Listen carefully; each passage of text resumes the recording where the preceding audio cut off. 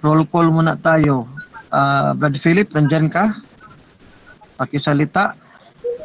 Yes po, present po. Okay, very good. Brad Saturnino. Brad Saturnino, nandyan ka? Good evening. Kasi baka yung ibang kasama natin naka-join dito tapos wala pala dito sa nandun pala sa iba may ginagawa. Naka-connect lang sa speaker. Oh. Brad Raymond, nandyan ka ba, Brad Raymond?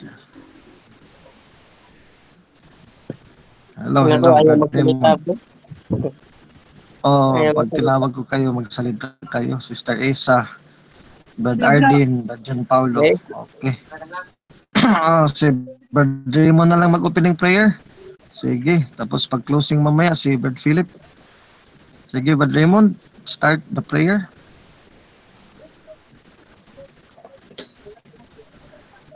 Sige. Hello? Sige, Brad Raymond, start the prayer. Mag-umpisa na tayo. Okay. Let's put ourselves to the holy presence of God. In the name of the Father, Son, the Holy Spirit. The Father, Amen. the Son, the Holy Spirit. Amen. Our Father, who art in heaven, holy be your name. Your kingdom come. Your will be done on earth as it is in heaven. Give us this day our daily bread, and forgive us our sins, as we forgive those who sin against us. Not bring us into temptation, but deliver us from evil. Amen. Hail Mary, full of grace, the Lord is with you. Blessed are you among women, and blessed is the fruit of thy womb, Jesus. Holy Mary, Mother of God, pray for us sinners, now and at the hour of death. Amen. Glory be to the Father, and to the Son, and to the Holy Spirit. As it was in the beginning, is now, never shall be, world without end. Amen. Father, Son, the Holy Spirit. Amen. And the Father, Son, the Holy Spirit. Amen. Okay, maraming salamat. Tagang salamat, Lord Raymond. So, start na tayo. Paki-mute muna ng mga audio nyo, no? Ako lang muna ang open ng audio. Tapos pagkatapos ko sa lecture ko, you can on again your audio. When I tell you on ang audio, ayan, para walang pumasok na mga ibang mga sound. In case na hindi nyo ko naririnig dyan, paki-open ang audio tapos pakisabi ako, okay? Sige, start na tayo. Ang topic natin tonight is who speaks for God, no? Sino ang magsasalita para sa Diyos? Sa Tagalog pa. Sino may karapatan, may kapamalaan na magturo, no? Sa buong sangkatauhan, sa buong mundo, sa makapayagan ng Diyos, who will tell us the revelation of God. Ngayon, in our present times, 50,000 religious denomination claiming, everyone claiming, no? Hindi pa yan kasamang mga non-Christian religions, like the word religions. They also claim, they also speak for God. Hinduism, Buddhism, Confucianism, Islam. These are world religions, non-Christian, no? Sa atin din, within the Christian church, although tayong original, the Roman Catholic Church, and after as the Greek Orthodox Church in the 10th century, actually 1054, naghiwalay sila sa Western Church, the Roman Catholic, the Latin Church. For now, 2023, so World Book Encyclopedia, Volume 1, page 100, 50,000 plus religious denominations, sects, mga sekta at denominasyon, kasama na dyan mga kulto-kulto. 50 mil na, no? As of 2023, we don't know, next year, dadagdag na ano yan. So lahat yan, puro nag-claim na kami ang tagapagsalita ng Diyos. Sa amin kayo makikinig. Born Again, Baptist, MCGI, Iglesia ni Cristo, no? PMCC, etc. So paano natin malalaman ngayon? Everybody is claiming they are the speaker and tapos nagdadala ng Biblia, no? Una natin malaman dito sa New Testament tayo. Let's base our kasi Bible study to eh. So common among Christians, si Kristo talaga ang tagapagsalita ng Ama, no? Napakaliwanag dito sa Hebrews chapter 1 verse 1 to 3. Pag may magsasabi dito sa after ni Kristo na magsasabi na siya galing sa Ama, inutusan o sugo ng Diyos, Ayan, peke na agad yan pag hindi kasama ni Kristo. Bukod kung nagsalita na si Kristo, Hebrews 1:1-3, tapos ikaw na nag-angking propeta, kasama ka ni Kristo tulad ni Pedro, mga apostol, 12 sila, kasama sila ni Kristo. So kasama ka sa katawan ni Kristo, kasama ka sa bibig ni Kristo, tagapagsalita ka ni Kristo. Let us read Hebrews chapter 1 verse 1-3. Magandang balita Biblia, ang bagong tipan. Nagsalita ang Diyos sa pamamagitan ng kanyang anak. Ayan, sa title pa lang, napakaliwanag. So speaks for God, it is the Son, no? During the time of Jesus when he was on earth. Noong una, nagsalita ang Diyos sa ating mga ninuno sa iba't ibang panahon at sa iba't ibang paraan sa pamamagitan ng mga propeta. Ayan. So mga propeta, actually, Old Testament prophets. Sa atin ngayon, wala na tayong New Testament prophets na individual among all the people. Tulad ng Israel, isa lang talaga propeta. Panahon ni Isaiah, he is the prophet. Micah, he is a prophet. Ngayon, wala nang biglang nalang susulpot, Alvin Gitamondo, prophet. Ay, hindi na yan. Jan Paulo Cruz, prophet. Kasi ang prophet, ang katawan na ni Kristo, ang buong iglesia. Yun ang ibig sabihin nun. So, itong Hebrews 1:1, hindi ito naintindihan ng mga hindi katoliko eh. Kaya mga false prophets to sila. Kasi ang prophecy, ang pagkapropeta, kung individual talaga inutusan ng Diyos Ama direct from the Father, is only confined in the Old Testament. Kaya the last prophet who speaks for God in the New Testament is St. John the Baptist, Matthew 11:11-12. No? Matthew 11:11,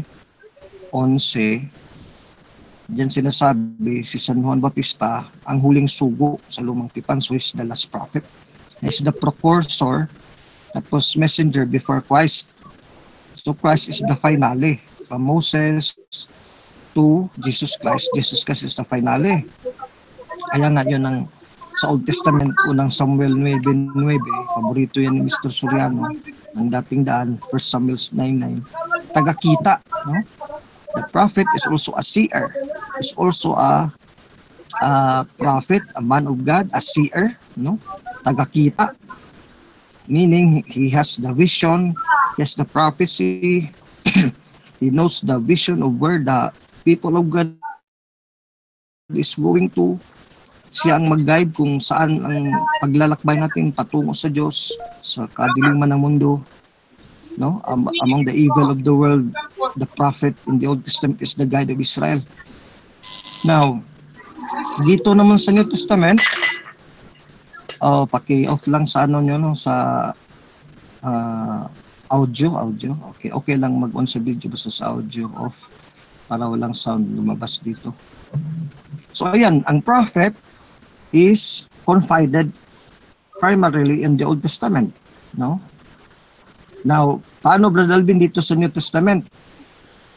May prophet din, pero yung prophet dito sa New Testament hindi tulad ng Old Testament prophet prophesying about Christ. Ang prophet sa New Testament is prophesying about teaching about the teachings of Christ. Kaya si Kristo talaga ang unang propeta, at ang pagka-propeta natin, we are priest, prophet, and king by virtue of being one in the body of Christ sa kanyang iglesia na tinatag Matthew 16:18. So ang ating maging prophecy is yung mga turo ni Kristo lang. Limited tayo dyan. Hindi pwede mag-prophet tayo na babalik si Kristo according ni Prophet Alvin Gitamundok sa 2024. Hindi pwede yan. Walang ganyan sa for 2,000 years. Magpapayunik ka ngayon. Kaya saan mo nakikita yung mga false prophets, yung mga doomsday prophets? Hindi ba sa labas ng Katoliko? Kasi pag Katoliko, mag-doomsday prophet ka, you are a false prophet. No, papagalitan ka ng pari at obispo, mag-prophecy ka, mag-warn ka sa mga Katoliko. It has never been occurred for 2,000 years. So I hope you understand it, no? Now, in Matthew 16:18, Christ said, "You are Peter, and upon this rock I will build my church, and even the gates of hell shall not prevail against it." So 19, "And I will give to you, Peter, the keys of the kingdom of heaven. Whatsoever you bound on earth shall be bound on heaven. Whatsoever you loose on earth shall be loosed in heaven." Matthew 16:18-19. So nagtatag si Kristo ng kanyang iglesia o simbahan. Si Pedro, ang unang bato na tinatagan niya sa kanyang simbahan para it will be strong, built on rock. Oh, the rock behind Peter the rock is Christ the rock, and God, the Holy Trinity as the rock, because God is also described as rock in the Old Testament. So, bakit tinatag ni Kristo ang iglesia? Number one, kasi ang iglesia na tayo ang mga tao, no? The people of God. He wants the church to be in communion with himself, with God. Kaya nga, the church is the body of Christ, no? Colossians 1:18, maraming talata, Ephesians 5:23, Ephesians 1:22-23, Colossians 2:10, etc. Maraming talata niyan. Ang iglesia na tinatag ni Kristo sa Mateo 18:19 ay kanyang katawan, no? Corporate body of Jesus Christ as an organization, na visible organization on earth. Yun yung mga tao ng Diyos, tayo na mga bansa ng Diyos, sa bayan ng Diyos, sa kanyang tinubos. Paano tayo natubos? Sa pakipag-isa kay Kristo. So, ayan. No? So, only one church is the speaker for God, because Christ is the head, Colossians 1:18, the church is the body. So saan yung speaker natin? Dun sa ulo, no? Tulad ng katawan natin, sinong tagapagsalita sa ating katawan na ating bibig? Ang ating bibig, what is the part of the bibig is it belongs to the head, no, sa ulo. Yung mata tagakita. Kaya the prophet of, because Jesus is the great prophet, siya na ang hinulaan na propeta na darating, di ba? So finally na siya, itong Hebrews 1:1-3. Let us continue reading Hebrews 1:1-3. Ngunit ngayon siya nagsalita, si Kristo ang anak, sa atin sa pamamagitan ng kanyang anak. Sa pamamagitan ng anak ay nilikha ng Diyos ang sansinukob at siya ang tinilaga niyang magmamayari ng lahat ng bagay. Ang anak ang maningning na sinag ng Diyos, sapagkat kung ano ang Diyos ay gayon din ang anak. Siya ang nag-iingat sa sansinukob sa pamamagitan ng kanyang pagkapangyarihang salita. Pagkatapos siyang lininisan tayo sa ating makasalanan, siya ay lumuklok sa kanan ng Diyos. Ibig sabihin ng Ama ang makapangyarihan sa lahat. Hebrews chapter 1 verse 1, 2 and 3, no? Hebreo 1:1, 2, 3. Napakaliwanag dito. So ngayon, ang lahat ng salita ng Ama nandiyan na sa anak, kaya nga tinatawag si Juan sa John 1:1, verbo ng Diyos, the Word of God. So whatever the Father speaks or the Holy Spirit speaks, the Son speaks, no? Lahat talaga. Walang sinalita ang Ama ng Espiritu Santo na hindi rin sinalita ng anak in the same way. Because Jesus, the Word of God, the verbo ng Diyos, ay tagapagsalita ng Ama mula sa langit. Ngayon, nagtatag siya ng iglesia dito sa mundo, part of His body, no? Mystical body, hindi physical body. Kasi babalik siya sa kanyang trono, Hebrews 1:3. Uupo siya sa trono sa kamay, sa kanan ng Ama. By the way, wala si dito, si Ike Francisco. Oh. Sige lang, baka busy pa next time. Pwede tawagan mo rin Sister Esa para maka-join siya. Baka hindi niya alam si Brad Ike Francisco, hindi niya alam na nag-umpisa na tayo. Now, balik tayo dito sa Bible study. Now ngayon, si Kristo nagtatag ng simbahan, Matthew 16:18-19. Para maging ang katawan, kasi ang katawan ang kanyang ililigtas at tutubusin. Ephesians 5:23, talata ko rin kanina. Yung purpose niya na ginawa tayong katawan, tayong mga tao ng Diyos, bayan ng Diyos, para maligtas at matubos. Kaya nga, mayroon siya pangako sa simbahan, Matthew 16:18. Upon this rock I will build my church, and even the gates of hell shall not prevail against it. So, itong tayong mga tinubos at niligtas na kasakop sa iglesia na tinatag ni Kristo sa Matthew 16:18-19 would overcome hell, no? Hindi tayo maimpyerno kung palagi tayo dito nakakapit kay Kristo sa ating ulo, palagi tayong katawan, no matter whatever we are, what function that God has given us in His body. For example, me as an apologist, dito ako sa kamay, kasi ang kamay ang taga pagtanggol ng katawan, di ba? Kamay sumusuntok, kamay ang he who protects the body is the hand, actually, no? So tayo mga apologists, mga defensor dito sa kamay. Ang ating Santo Papa, kaya nga tinatawag yan sa Old Testament 1 Samuel 9:9, na seer, tagakita. Kaya meron tayong Holy See. No? May Holy See. Doon yung Santo Papa, it means the Papa See, the Holy See. Oh, yan talaga ang meaning yan. Kaya, isa lang ang tagakita ngayon mula ni Kristo, kasi yung katawan may mata yun. Sinong tagakita doon? Ngayon, mga Protestante, meron bang mata? Meron ba silang tagakita? Where's in the Bible? Wala silang Holy See. Sabi, si Kristo ang ulo, merong katawan, like a human body. Sa 1 Corinthians 12, sinabi ni St. Paul dyan, paki-off ang audio, Brad Ike. Paki-off ang audio. Kaya pumapasok dito ang sound mula sa labas. Okay, thank you. So, yung tagakita, Holy See, ayun, isang ano na yan, isang patunay na tayong Katoliko, tayo talaga ang katawan ni Kristo. Kaya meron tayong tagakita Meron tayong seer, S-E-E-R. Meron tayong Holy See. Nakarinig ba kayo ng Protestante sa ANC na Holy See? Meron ba silang seer? Meron silang tagakita? Meron ba silang propeta? Wala. So ayan, maliwanag yan. Kasi ibig sabihin tayo yung iglesia tinating ni Kristo sa Matthew 16:18, doon tayo nakamembro. Doon tayo nakakapit sa katawan na tinatag ni Kristo. Walang iba, Iglesia Katolika. Now, ngayon dito sa Latin and English Dictionary, para maalaman natin na the prophet in the modern times is one single body, which is the organization of the church founded by Christ. So, yung head natin is asan? Vatican. Tingnan natin sa Latin Dictionary, ano ang meaning ng Vatican. Para malaman natin. Vatican. Letter V. Teka muna. Vaticanus. Letter V. UV. Pasensya na kay nagbubuklat talaga tayo dito ng mga libro-libro. Musisiin talaga natin ito, hinihimayin para maliwanagan talaga tayo na mula sa kadilima na hindi natin nangapkap na diri kung asa tapadung pero diri sa atong Bible study malin mo nagliwanagan na ta. Vatican, Vaticanus, Vatican in Rome. Tapos dito, Vaticinos meaning prophetic, prophecy. Vaticini, Vaticism, foretell, prophesy, to keep harping or prophesy. Ayan. So kaya tinatawag yung Vatican mula pa sa panahon ng mga apostol, Vatican na talaga yan. Actually, it's one of the hill, Vatican sa Rome. That is a choice of the Holy Spirit para sino nitong tagakita, sino nitong tunay na propeta, ayan, Vaticanus. O sino na sa Vaticanus, sa Vatican. Ngayon, Santo Papa, mga dicastery ng Santo Papa, mga cardinals assigned to the dicastery. It's a city within a state, no?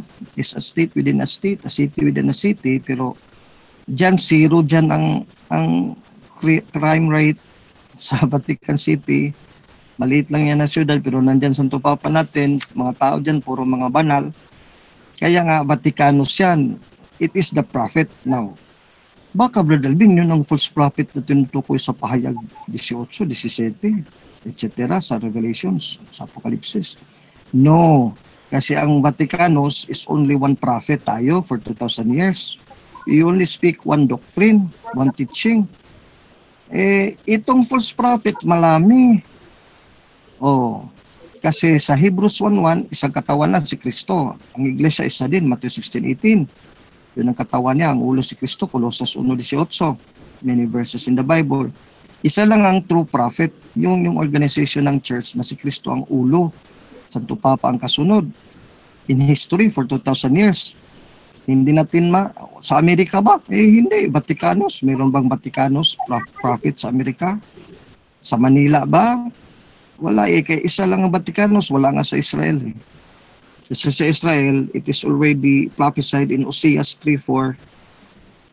OC chapter 3 verse 4 that for a long time there will be no Vaticanus, there will be no prophet in Israel. So in Rome, there is the Vaticanus. Kaya wag natin sabihin, Vaticanitor, Roris, prophet, seer, Vaticinium, prophecy. Ayan. Latin and English Dictionary. So sana maintindihan nyo na the whole Catholic Church na si Kristo talagang ulo natin sa langit at sa tupapang kahalili ni Kristo dito sa lupa as visible head, Matthew 16:18, Colossians 1:18, Ephesians 5:23, and many verses in the Bible. We are as a whole the true prophet of God, no? Isang single organization, single body. Why? Because we're the true prophet. How? Because we have only one doctrine, we have only one teaching, we have only one prophecy, no? Yan sa traditions natin, sa CCC, yun ang mga prophecy natin. Yung sa Bible, na 73 books, tradition, tapos magisterium, because yung tagakita, Holy See, yun yung Santo Papa. O, di ba? O, Vaticanos, true prophet yan. Contrast to the false prophet, sabi ni Cristo, Matthew 24, 4-6, Matthew 24, 4-6. If you have ballpen and paper, you can also take notes. No, sa San Matthew 24, many false prophets shall arise in the last days. Hindi tayo yan kasi hindi naman tayo last days nag-arise. Time ni Cristo yan at mga apostles, Matthew 16, 18, 19, 33 AD, Jerusalem. So background pa lang natin makita. Hindi mahirap hanapin kasi Vatican o pangalan ng prophet. Saan tayo makikinig na propeta? So Vatican, kasi yung Vatican yung true prophet.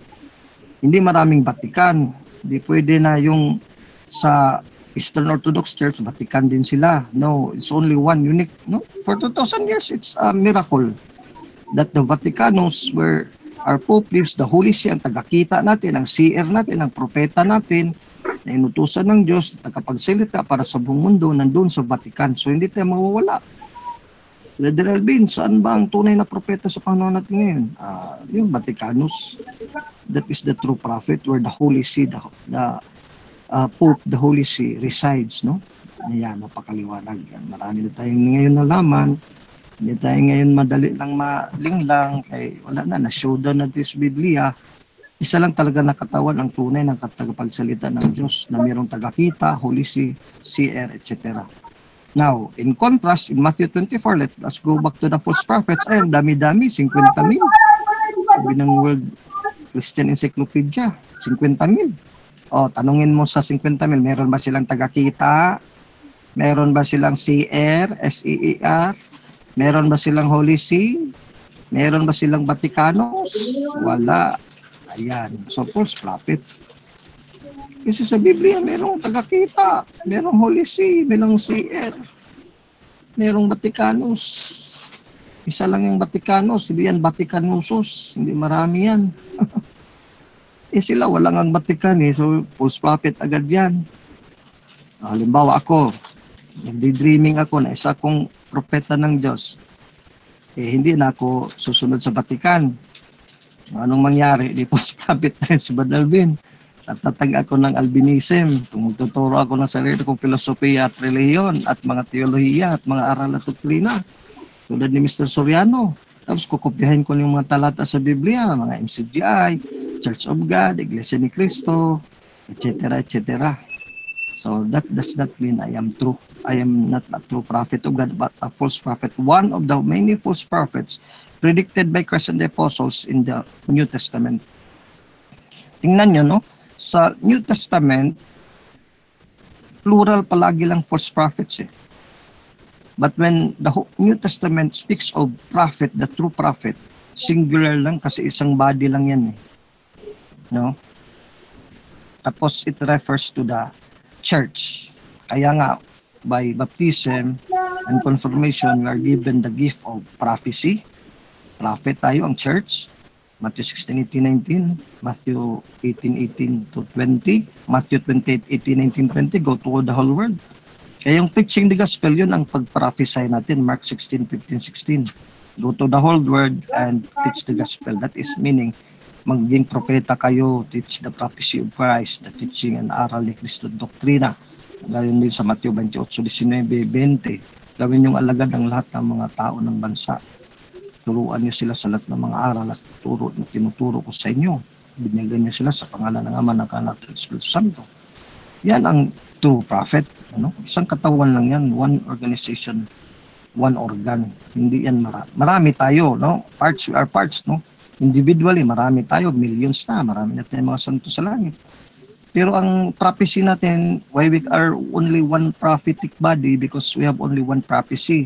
We have only one doctrine, we have only one faith. Ephesians 4:4-5, Jude 1:2-3-4. Isa lang ang pananampalataya natin, no? Episode 4:5. One faith.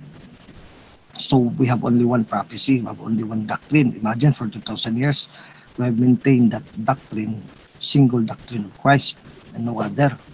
Ito ngayon naman dito, i-compare natin. Bakit alaman natin na hindi to sila isang prophet na true prophet? Kasi tayo, marami tayo, pero isang prophet tayo buong katawan, isang propeta lang, with isang mata na tagakita, the Holy See, the seer, who is the Pope, who is the head of the body in the earth, on earth, Colossians 1:18. Bakit alam natin ng itong iba, mga false prophet? Kasi marami to sila eh. Tapos, marami sila mga prophecy, iba-iba. Joseph Smith, iba ang prophecy. Ito si Ellen Goldwhite, iba naman ang prophecy, iba naman ang aral at doktrina, etc. etc. Pati si Felix Manalo, pati si Eli Soriano, magkakontra yan 50,000 eh. So ayan, yun. Kaya nga plural sila individually, iba-iba silang katawan. Although collectively, isa lang din sila, marami sila na membro, pero isa din sila sa prophecy nila, sa doktrina nila. Pero iba-iba yung 50,000. Iba-ibang puno, iba-ibang ulo, iba-iba namang katawan, iba-iba ng aral. Pero makita natin sino ang tagakita niyo, si Soriano, sino ang tagakita niyo, si Felix Manalo, si Joseph Smith. Eh wala yan dito sa, they do not belong to the Vatican. Ang Vatican, hindi na yan ma-move eh. Kaya nga tinawag nga yan ang Vaticanos, the prophet, the prophecy, no? The prophet of the Catholic Church. Kaya hindi yan pwede na balhin-balhin ba ha? Next year, ang Vatican, lipat natin sa Cebu City. Hindi. Magulo pag ganyan eh. Tingnan mo protestante, magulo kasi yung leader nila, pag na-persecute dito sa Pilipinas, punta ng Brazil. Kaya yung prophet nila, nandun na sa Brazil. Ang gulo ng mga protestante nila, kaawa naman. Kung tanungin mo sila sinong propeta nila, ang turo nila, yung tagakita nila, yung founder nila. No? Sa atin, napakaliwanag, hindi pa tayo naging tao, Vaticanos na yan, prophet na yan doon sa Roma. It cannot be moved because it is immovable, no? As a rock, Matthew 16:10. Thou art Peter, and upon this rock I will build my church. So, parang bato yan na, malaking bato na nakabaon sa lupa, hindi mo na yan to test of time. Yung bato na yan na talaga yung pundasyon. Kahit bagyuhin pa yan, nandyan talaga yung bato na yan forever and ever hanggang sa pagbalik ni Kristo. Kaya hindi yan palipat-lipat, hindi yan papalit-palit ng leader na katulad ng mga ibang sekta na yung mga namuno sa kanila, yun talaga palagi ang leader nila. Sa ating hindi eh, kasi it comes from the body, no? Halimbawa ako, I decided to be a priest. So I can also be a leader. No? Hindi katulad sa kay Kibuloy, lahat ng membro lang talaga. Pwede ba yung mga membro maging si Kibuloy? Hindi, bawal yan. Pwede ka ba maging successor ni Manalo? Hindi. Pero ako, pwede ba, posible ba ako, ikaw, Brad, sister, tayong lahat maging papa, maging tagakita ng Diyos? Posible. We are all candidates to become popes and cardinals and priests. Yun ang kagandahan sa Katoliko, ang damang kaibahan eh, kasi we are true prophet, we are one body, we have one doctrine, we have teaching, one order, one magisterium. So ganyan yan, no? Madali lang hanapin. Vaticanos, prophet, seer, tagakita, Holy See, ang Santo Papa. Tapos yun ang iglesia tinatag ni Cristo sa Matthew 16:18-19 at Matthew 18:18-20 at Matthew 28:18-19-20 at Mark 16:15-16. Our being prophet as a church is to preach the gospel of Christ and the doctrine and the faith of Jesus Christ. No? Now, dito, another showdown dito. Para maliwanag na talaga, tayo katawan ni Kristo, no? Maraming talata. Kasi yung iba naman, and the later days yung false prophets. How does the Christ teach? Meron ba siyang outside authority, outside of himself? Sige nga, basa Matthew 7:29. Umpisa na to 28, Matthew 7:28-29. Ang kapangyarihan ni Jesus, nang masabi na ni Jesus ang mga pananalitang ito, ang mga tao ay namangha. Ito ang tunay na Kristo natin, no? Sa 29, no? Matthew 7, chapter 7, verse 28-29. Sapagkat nagturo siya na parang isang may kapangyarihan at hindi tulad ng mga eskriba. Ito na, ayun ang magisterium. ang dapat, ang tagapagsalita ng Diyos, kasi ito sa panahon to ni Kristo, ang ating Panginoon mismo, at mga apostol, we are 2,000 years away from Jesus. So paano natin malaman ngayon, Brother Alvin, sino man ngayon ang tulad ni Kristo? O sino man ngayon ang simbahan na may kapangyarihan, may authority within himself? Hindi tulad ng eskriba na maghanap ka pa ng talata ng Biblia. Ngayon, i-compare natin, si Soriano, Biblia ng Biblia. Wala siyang karapatan sa kanyang sarili. He cannot teach without the Bible. So he needs an outside source of authority. He needs an outside power to teach the doctrines of God. Sa Katoliko, hindi. No? Because within himself, it is a given power by God and authority that the Catholic Church shall teach. No? I-note nyo itong Matthew 7:28-29 kasi importante ito. Ito ang model, no? Sa kadami na ngayon ng mga reliyon, 50,000 ka-denomination at sekta, ito ang patunay na ang Katoliko talaga ang totoo. Kasi tulad ni Kristo na may sariling otoridad, hindi sa labas ng otoridad, no outside authority but himself, his person, no? Si Kristo, ang ating manunubos, ang ating tagapagligtas, is authoritative in himself.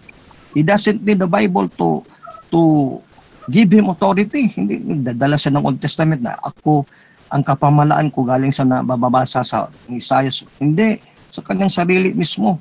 So even without the Bible, he can teach doctrine, no? Yan si Kristo.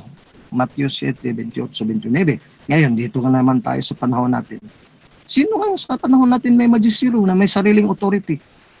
Yung mga pare natin may kailangan magbitbit ng Biblia, sipit ng Biblia sa dito sa sa kilikili, animaho ng kilikili ang Biblia. Hindi kailangan eh. Bakit? We have the authority within the church. Ngayon, tingnan mo ang ibang reliyon ngayon, mga false prophets, 50,000. Tulad ba sa Katoliko, may magisterium? Wala. Bakit? Biblia ng Biblia, Mr. Soriano, Biblia, Iglesia ni Cristo, Biblia. Hindi, they are founded upon reading the Bible. Natatag sila galing sa Biblia. Tayo ang may authority, tayong gumawa sa Biblia. Tapos, kasi tayo nang galing sa atin ng Biblia, New Testament, tayo ang may karapatan o kapamalan, magturo ukol so anong kahulugan ng Biblia. So, yan ang napakaliwanag dyan na malaman natin dito sa New Testament and compare with the church here in the New Testament. No? So, hindi tayo mawawala. Napakaliwanag dyan. Mr. Soriano, yung iglesia mo, may sarili ka bang kapangyarihan sa sarili mo? Sabihin, oo, kasi ako ang tagabasa ng Diyos. Sige nga, kunin natin ang Biblia kung may kapangyarihan ka ba. Sabihin ni Soriano, wala na siyang kapangyarihan. Kaya ang kanyang kapangyarihan, ang kanyang kapamalaan to teach the Word of God is Bible only. Ay nako, hindi ganyan ng Diyos, ang kapamalaan ng Diyos. Mga gawain ng demonyo dyan eh. Kaya ano nangyari? Sa ginawa ng demonyo, di 50,000 ka-relihiyon, kasi wala nga silang kapamalaan. Bakit wala silang kapamalaan? Kasi wala silang karugtong sa mga apostol. Wala silang kaugnayan ng mga apostol at ni Kristo in history. Napakaliwanag naman sa history. 1914 lang ngayon paano na may kaugnayan at relasyon sa 33 AD Pentecost in Jerusalem by Jesus Christ and the 12 Apostles. Zero talaga sa history, kaya kontrang-kontra nilang history eh. Diba? Napansin nyo, mga Katoliko, yung mga hindi Katoliko, kalaban talaga nila mga history books, no? Mga facts of history, mga kasaysayan, both civil history at religious history, church history. Wala silang ganyan eh, kasi wala silang karugtong. So, how can the power come from Christ and the apostles to these people when they are not organically connected to the church which is established by Christ in Matthew 16:18-19? Thou art Peter, and upon this rock I will build my church. The gates of hell shall not prevail against it. Wala silang karugtong doon, Matthew 28:20. And I will be with you till the end of days. So the church will go on to history till the end of time. Till the end of time. So Christ will be with His church. The church will go on till the end of time. So doon ka umugnay. Kaya nga, lahat ng panahon, nandiyan ang simbahan kasi we will be born in the 20th century. So saan tayo saan tayo aanib para maligtas. Kaya ang church must be in history, patuloy yan. That is intact, hindi yan mawawala kahit papan persecution. It is tested in history, kahit persecute ang Iglesia Katolika, nagpatuloy pa rin, meaning talagang it will survive. Kasi pangako yan ni Kristo, ano? Matthew 16:18, Matthew 28:20. So these false prophets, they have no magisterium, no? Isang tao lang, tapos ang kanyang otoridad outside of himself, it is the Bible. Like the escriba, itong mga escriba sa Pharisees at Sadducees, they tulad ng mga false prophets in the New Testament, tulad ng ibang reliyon, dito lang sila nakasalalay ang kanilang kapangyarihan sa Biblia eh. So outside of themselves, while Christ is the authority comes from himself, from the person of Christ. So kung sabihin natin the corporate person of the church, no, the power of the Catholic Church comes from within. Why? Because the Holy Spirit is the one who empowers the church, no? John 14:26. Kaya nga from Acts of the Apostles chapter 2 verse 1 to 47, when the church was built on the day of Pentecost 33 AD in Jerusalem, Gawa 2:1 hanggang 47, ito na ang katuparan ng sinabi ni Kristo sa John 14:26 na magtuturo ng salita ng Diyos ang iglesia, buong iglesia, no? Kasi 14:26, ito ang kanyang pangako. Sabi dito sa Biblia, sinabi ko sa inyo ang mga bagay nito samantalang kasama pa ninyo ako, ngunit ang patnubay, ang Espiritu Santo na susuguin ng Ama sa pangalan ko, ang siyang magtuturo sa inyo ng lahat ng bagay at magpapaalala sa lahat na sinabi ko sa inyo. John 14:26. Kaya the Catholic Church cannot teach error in as a corporate body, yung teaching niya at doctrine and faith. Hindi talaga magtuturo ng kamalian kasi bakit? It's not because we are capable of ourselves. Tulad ng Santo Papa, he is matalino, PhD. Hindi ganyan ang ang reason why he cannot teach error. And he is infallible when teaching doctrine of faith. He is infallible because the Holy Spirit dwells in the church and most perfectly in the office of the Pope as leader. No? So, yan ang reason why the church is the speaker now, the Catholic Church in the modern world, because when Christ founded it, he gave it the gift of the Holy Spirit. The Holy Spirit gave all the gifts to the church. Yung 12 gifts, 9 gifts of the Holy Spirit is given by the Holy Spirit to the church. So, kompleto tayo actually simbang Katoliko eh. Wala tayong kulang sa aral, doktrina, kompleto. Detalyado yan. At tapos, what guards it, the deposit of faith, is the teaching church, no? The successor of the Pope is the successor of Peter, Matthew 16:18. Then the bishops are the successors of the apostles, Acts chapter 20 verse 28, 1 Timothy 3. And marami pang talata ng Biblia, Titus chapter 1. So, ito ngayon, makikita na natin na ito talaga, no, ang buong kabuuan ng simbang Katoliko nag-fit talaga dito sa mga details sa Biblia. Lalo na sa personality ni Kristo, sa tagapagturo na si Kristo na propeta at mga apostol, 12 apostles. Kopyang-kopya talaga natin to the detail, no? Kopya-kopya to the detail. Kahit kasi uniforme ng mga apostol, the apostles were Jews. So yung mga uniforme ng pari natin at obispo ng Santo Papa, hawig din nila ang mga uniforme ni Kristo at mga apostol. So what I mean is that pati nga sa detalye sinunod para hindi tayo we cannot go far, no? Madali lang talaga makita yung mga bahay sambahan malalaki. Saan ba itong sambahan ng Diyos? Simbahan ng Diyos. Ayan, Brad. Yung pinakamalaki, may belfry, may kuan, malaki talaga ang struktura.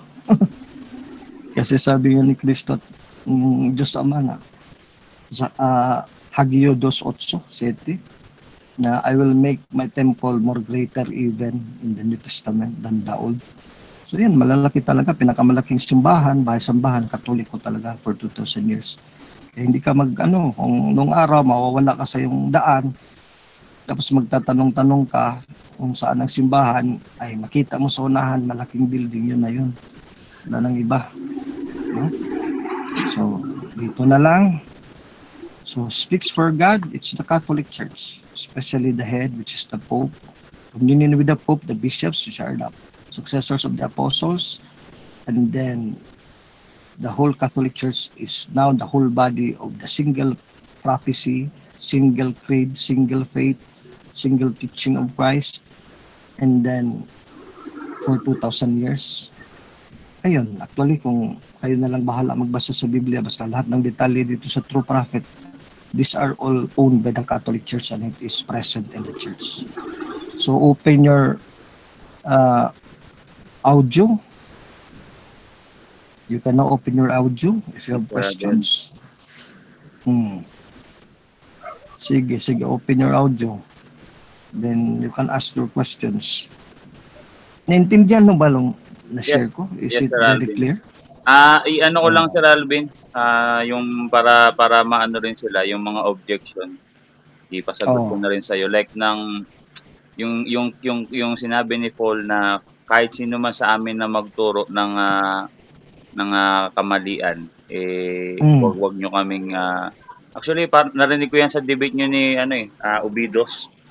Iyan mo nga, sir, yung objection na yan. Kasi kung ang church ay hindi magtuturo ng kamalian, in example ni Saint ni Apostol Paul na kahit ako kung magturo ako ng kamalian, itakwil nyo ako. So ano yung nyo doon, sir? Galatia 1:6 ng 9. Actually, individually, mga obispo, tayo, mga laiko, we can fall out of the church. Kaya mayroon kasi tayong free will tulad ko. Meron akong delegasyon. Pwede naman akong lumipat sa Iglesia ni Cristo.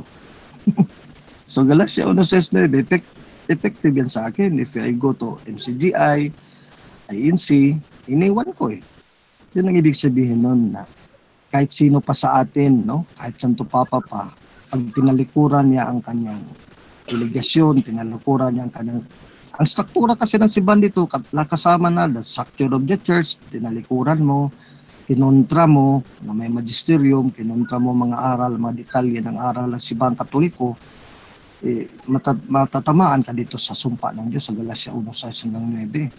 Pero habang kumakapit ka dito, kaya nga sabi ni Kristo, you should be in communion with me. Sa John 15, no? Parang, I am the vine, you are the branches. So kung branch kayo, naputol kayo mula sa akin sa katawan, sa iglesia, isusunog kayo sa apoy, John 15:7. Kaya nga, we have to continue to be with the church till death, no? Hanggang sa kamatayan. No? Tapos yung aral, huwag nating dagdagan, no? May mga tao dito, mga pilyo-pilyo din, mga Katoliko pare, magtuturo din ng mga ibang-ibang aral, kaya tutulungan din natin pagsaway, no, to correct them within the church. Huwag naman natin sila itaboy, no. Minsan pa yung nagko-correct yun pang itataboy. Ito pa nag-correct sa mali. Sige, Brad John Paulo. Another objection, sir, para sa sa mga kasamaan natin dito, sir. Yung 1 Corinthians 4:6, wag kumigit sa mga bagay na nangasulat. So anong niyo po diyan, sir? Unang Korinto 4:6. Yes, sir. Mga kapatid, para sa inyong kapakinabangan, kami ni Apolos ang ginamit kong halimbawa upang matutuhan ninyo ang kahulugan ng kasabihang huwag lalampas sa nasusulat. Hindi ibig sabihin nito nga kasulatan, no? Ibig sabihin dito is only limited to a few words of Paul na referring to itong hidwaan nila dito sa chapter 4 mula ng chapter 3 na may bangayan. Kaya ang ibig sabihin dito, huwag ka nga lalampas doon sa limitasyon mo. Hindi ka pwede magturo ng hindi tinuro ng simbahan, no? Hindi this is not to refer to the Bible. Walang sinabi dito, huwag kang lalampas sa Bible. Huwag kang lalampas sa scripture. Walang graphe dito sa Grego Yes. Kung nabasa pa dito sa Grego, graphe, mga scripture, no? Sa Latin, scriptura, tama sila. Wala naman actually, verb yan, nasusulat. Kaya nga, nasusulat. So kung verb siya, pasok siya dun dito sa meron kasing verb na ginamit yung binanggit ito sa 2 Juan 1:12 tsaka 3 Juan 1:13-14 na maraming isusulat si Saint John. Pero hindi niya isinulat bagkus siya ay nakipag-usap ng harapan. Pag binasa niyo yung Tama. second John 1:12, third John 1:13 to 14. Verb din yan na grapho yung root word nung Greek word yan. Pero siyempre pagkadating sa sulat, magkakaiba ng may mga iba-iba ng konti kasi siyempre may sa verb, sa mga right, medyo iba na yung word niya. Pero yung grapho dun sa root word ng Greek, kaparehas diyan sa 1 Corinthians 4:6 na verb. Dapat sana kung scripture yan, dapat noun sana eh. Kaso verb ibig sabihin pagsulat. Dito naman sa 2 John 1:12, verb dito kaso hindi naman sinulat. Ibig sabihin, yung pagsulat niya, yung paraan niya ng pagsulat, nakipag-usap siya. Yes. Tapos Bro Alvin, okay lang, may tanong ako. Yan. Sige. Pakisabi ang pangalan, Brad. Kael po to si Kael po, Kael. Kael, sige. Sige, Kael. Kanina po, pagpasok ko, nahabol ko po yung sinabi mo kanina na may karapatan na magturo ay ang mga Katoliko at ang tunay na simbahan ay ang Katoliko. Sinabi mo kanina. Yes. Ito yung tanong ko. Dito po sa Efeso 5:32. Malinaw po ang sinasabi dito. Basahin ko po yung talata. Ganito po ang pagkasulat. Ang hiwagang ito ay dakila. Datapwat pinalita ko ang tungkol kay Kristo at tungkol sa iglesia. Yung tanong ko po, naituro din ba sa simbahang Katoliko yung tungkol sa iglesia? Kasi nung ako ay hindi ko pa yan narinig sa pagtuturo ng simbahan. Naituro din ba yung tungkol kay Kristo at tungkol sa iglesia? Yes. Tayo nga ang original nito kasi what this is mean, itong iglesia at sa Kristo, this is about the sacrament. Kasi in the Latin, itong Ephesians 5:32, this is a great sacrament. Dito sa Latin, magnum sacramentum. Kaya yung 7 sacraments ng Catholic Church, yun yung ang pagtitipan ni Kristo bilang mister at ang asawa, tayo ang simbahan. Doon tayo nagmi-meet sa ating mister na si Kristo sa 7 sacraments. Kaya this is sacramental church. Tayo. Sila wala, diretso lang tingin sa langit. Yun na, nagkaisa na kayo ni Kristo doon. Mag-prayer ka lang ng mga bla bla bla. Nagkaisa ka na ni Kristo. Tayo nga, may kugnayan tayo. Sige. Yung tungkol po sa iglesia, Bro Alvin, ano po ba ang katumbas ng salitang iglesia po? What do you mean katumbas? Simbahan. Sa Tagalog. Church. Dito sa Efeso 5, asawang babae. Ang lalaki dito na asawa si Kristo. So yun nga, ang pakipagtipan natin kasi ang lalaki at babae na magkaasawa, di magniig yun, magkaniig yun, magkarelasyon yun. Kailan ka nagkarelasyon kay Kristo dito sa simbahan? Kung pumasok ka sa misa, mangumunyon ka, di nakapag-isa ka na, nakapag-isang dibdib ka kay Kristo. Binyag, nakapag-isa ka na sa Espiritu Santo kay Kristo. Lahat ng 7 sacraments, every time we do the 7 sacraments, kaya yun nga ang ating pagkipagtipan. Yun ang sacramental life ng Catholic Church. Tinutukoy ng Efeso 5. Hindi ito naintindihan ng ibang reliyon kaya wala man silang sakramento. Sa kanila, faith alone. Tapos, ganun.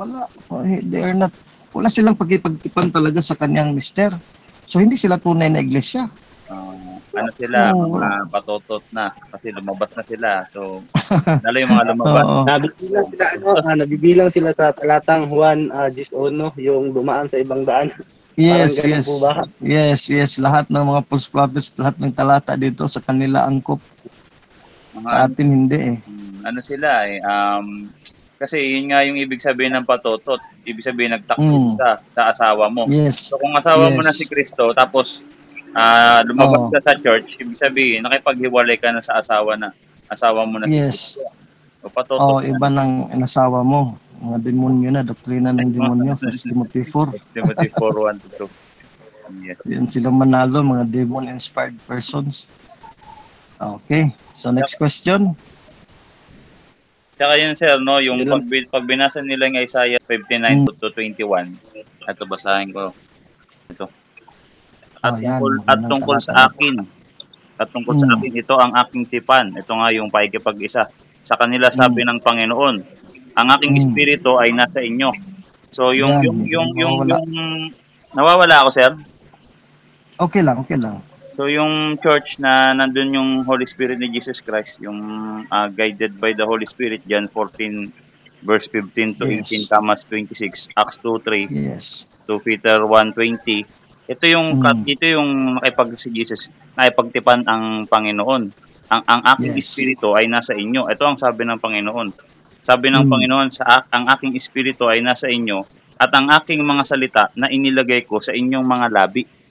So yung Diyos, yung salita niya, nilagay ng Diyos sa labi kung saan siya nakipagtipan. Hindi yung Diyos dumirect sumulat sa papel na nakagaya ng Quran, bumagsak sa langit, napunta sa lupa, nasalo ng mga false prophet, tapos ininterpret. Tapos yung salita ng Diyos na nilagay sa labi ng naipagtipan siya, ito ang sabi.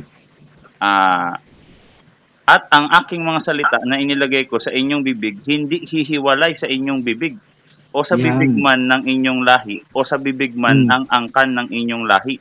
Sabi ng Panginoon, mula ngayon at magpakailanman. So, walang hanggan yan. Yung salita ng Diyos na nasa bibig ng kanyang nakipagtipan. Hindi sinulat sa papel. So, ibig sabihin, kahit wala yung Bible, kahit hindi na kasi may kakayahan sila magturo ng salita ng Diyos direct sa kanilang labi. Kaya nga doon sa Lucas 10:16, tama ba, Sir Alvin? Yes. Lucas 10:16, no? Kung ano bang pagkaano doon? Teka, basahin ko nga. Lucas 10:16. 10:16. Ito. Kahit wala yung Bible kahit ganun kalakaano yung church Lucas 10:16. Ito sabi, ang nakikinig sa inyo ay sa akin nakikinig. O kita nyo, ang nakikinig sa inyo ay sa akin nakikinig, at ang nagtatakwil sa inyo, ako ang itinatakwil. At ang nagtatakwil sa akin ay itinatakwil ang nagsugo sa akin. Pati yung God the Father na itakwil na. Pag itinakwil mo yung turo ng church at nag-private interpret ka ng Bible, tapos tinutulan mo yung tinuturo na ng church na sinasabi nila, itinakwil mo na rin pati yung God the Father, pati yung God the Holy Spirit, Trinity talaga tinakwil mo dito Pag tinakwil mo yung turo ng church. Kasi mag-interpret ka ng Bible, pati naman si Satanas nag-interpret din ng Bible sa Matthew 4 tsaka Lucas 4. Kasi yung salita ng Diyos, magiging source ng pera ng mga false prophet yan. 2 Corinto 2:17. Sangkalan. Pwede nilang manipulahin yan Kaya nga nagiging false prophet. Kunyari, salita ng Diyos malipad, di naman pala salita. Kaya nga mag-ingat pinapaalalahan ninyong mga church. Tama. First Timothy 4:1-2 na mag-ingat kayo sa mga nagtuturo ng mga kasinungalingan, aral ng demonyo. Kasi once na ang isang doktrina mo ay kasinungalingan, matik yan, aral na ng demonyo yan. John 8:44. So yun yung pero sa atin hindi naman natin ini-chapera ang Bible. Kasi sa atin nga yan We preserve the Bible na. Hinahalikan pa nga natin yan tuwing misa. Kaya yung sinasabi nilang sa 2 Timothy 3:16 na ang lahat ng kasulatan ay kinasiyahan ng Diyos. Wala tayong tutol doon, walang katolikong tututol doon. Pero walang nakalagay na salitang alone doon. Yes, wala. Walang nakalagay na salitang alone. Ibig sabihin, cause yun ng pamamalipit ng Bible para magkapera. Yun nga, 2 Corinthians 2:17. Tsaka pinalipit. Tignan nyo yung 2 Peter 3:16, di ba, Sir Arvin? Yung mga malalalim, especially yung mga malalalim na sulat na nakasulat dito sa sulat ni Paul, pati na lahat ng mga kasulatan, pinapalipit talaga nila yan. Na ikakapahamak din nila. So yung namamalipit ng salita ng Diyos, first yung 2 Timothy 3:16 nilagyan ng salitang alone kahit wala naman alone, ikakapahamak nila 'yon. So kung makinig ka sa kanila sa mga 'yon, mapapahamak ka rin kasi nag-alalay sa iyo prophet. Bulag din, no? parehas kayong mahulog sa hukay niyan. Kasi once na tama. mapunta ka na sa maling doktrina, kung ano-ano na rin yung idadaldal mo, pansinin nyo, nag-iiba na rin yung mga ugali nila eh. Parang iba na yung utak nila. Tama, So, tama. yun, di ba, Sir Alvin? Oh, Sige po, sir, kahit ba? na yung mga meron din minsan mga false prophets within the church na hindi lumabas, pero yun ang delikado. Kaya kasama pa natin dito sa loob. Tulad ng God died figurative. Hindi Yes. yan lumalabas sa Katoliko eh, pero malaman natin kasi iba na ang kanilang prophecy, iba na lang kanilang aral. Ang faith nila iba na. Iba na. Oh. Oh, ganyan. Marami. Dati pa naman, di ba, Sir Alvin, yung like yung Freemason niya, pinasok nga tayo eh. Oh, Yun. marami nakapasok sa atin. Pero kahit ganun, hindi naman magiba yung church natin kasi Yes. hindi mananalo si Satan eh. Yes. Oh, pangako niya ng Jesus Christ, no? Matthew 16:18. May maraming albularyo dito. Marami dito mas scammer, mga manloloko. Pasalihin ka sa negosyo, tapos pipirahan ka, Katoliko din pala. Oo. Oh, kasama na 'yun sa mga false prophet. Oh, Gumawa ng itong- mga sacred image na iba, yung santo ninyo may mga barya-barya, pampaswerte daw. Oh, tapos negosyo nila. Yung negosyo na. Pampaswerte. Oh, tama. Ginawang tama. Lucky Charm eh. Masama yun. Oo, masama yun. False prophet ka na noon pag gumawa ka noon. Itong magandang talata to, no? 2 Corinthians chapter 3 verse 3 to 6, no? 2 Corinto kapitulo 3 talatang 3 hanggang 6. Kayo ang maliwanag na sulat ni Kristo. So ang iglesia daw, tayo ang Catholic Church, we are the written Bible of Christ, no? Sulat ni Kristo.